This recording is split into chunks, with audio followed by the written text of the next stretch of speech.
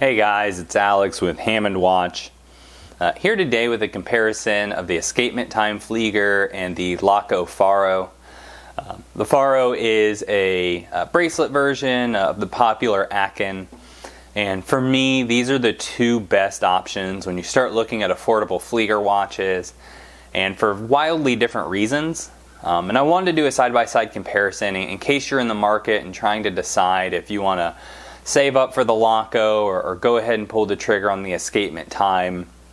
There's a couple of key differences that I've noticed through owning both watches, and figured I'd share them with you today because in general these are pretty similarly spec'd.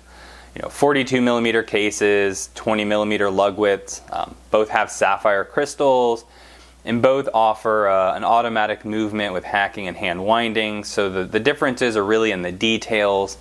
And for me, it kind of starts with the case. The finishing on the Escapement Time isn't bad, but you'll notice it's a little inconsistent. There are darker lines here and there, and where the side and top of the case meet, it's a tiny bit rough. Not something you notice looking at it by itself, but when you get up close, it certainly makes itself apparent. The crown is a key feature to the watch. Being screw down and offering 300 meters of water resistance certainly adds to its robustness, and I think it's executed pretty well. By contrast, the finishing on the Laco is far superior. A lot more uniform, even to the touch. You can feel it. It's a little bit softer. You don't feel some of those deeper grains, and the edge where the side and top of the case meet is a lot cleaner. You certainly pay for that finishing, and it's not quite to the level of like a luxury watch, but it's definitely superior. The crown being just push-pull because it's a 50-meter watch. It's not as robust, but certainly well executed. The case backs to me are a little bit of a wash. I like the display case back when you use a Miyota movement because there's always a little bit of mild decoration there.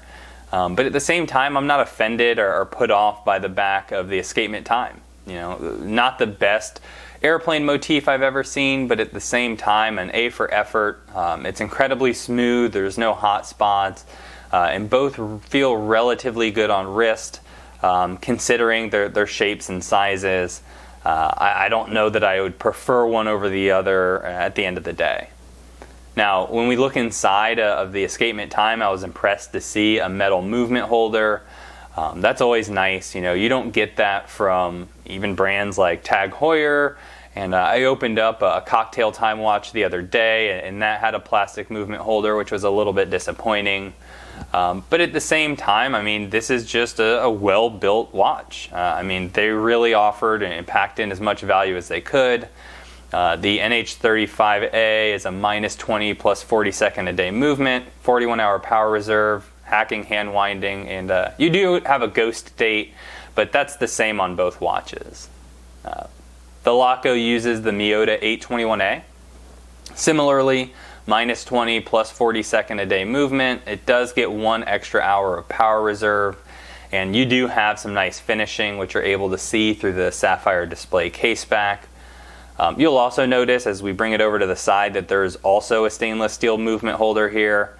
That's nice. Both are offering that same quality, so there's not one big drastic difference.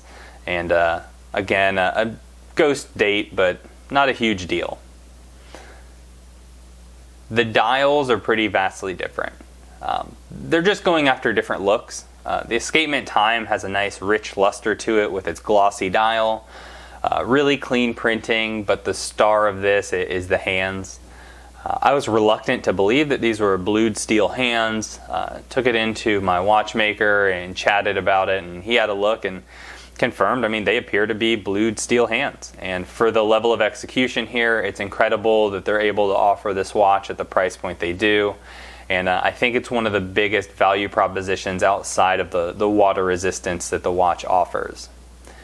Now, by contrast, when we look at the Laco, you'll notice a little bit more serious, I think more in line with its history and kind of the military vibe. The flat black dial really gobbles up the light. And if you're not going to do blued hands, this blacked out hand, it's the next best option. In most lights, blued hands are going to look black anyway.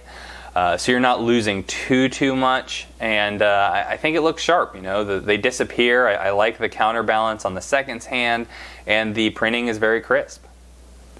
The lume on the escapement time is not bad by any stretch. It glows brightly. It's going to last plenty long enough. I like the blue color, but it's not really a win when you look at a comparison. You know, I think the Laco is 100% better execution. It's a brighter glow. It's going to be a longer lasting effect, and it's just as crisp. You know, both do a great job. It's just the Laco is a much superior product when it comes to the luminescence used, and that's really no surprise. On wrist, the escapement time feels great. Great proportions. You know, 42 millimeters is kind of a crowd pleaser, especially with a watch that's traditionally much larger. It doesn't sit too tall or proud, and it's really a pleasure to wear. You don't really notice it on wrist that much. And the same thing with the Laco. You know, similar size. It's not incredibly tall. It's not incredibly heavy. The bracelet obviously makes it wear a little bit different, but I think if we threw it on a strap, I'd feel the same way. There's just really, if there are differences here, they're very slim and not noticeable from an everyday wear perspective. Where we do start to see some key differences is if we start looking at what options these have as far as strap. If we were going strap versus strap, I think the escapement time might win, but this bracelet used on the Laco, it's pretty nice. You know, you get nice milled hardware. The links feel incredibly strong and solid. It doesn't feel rattly at all.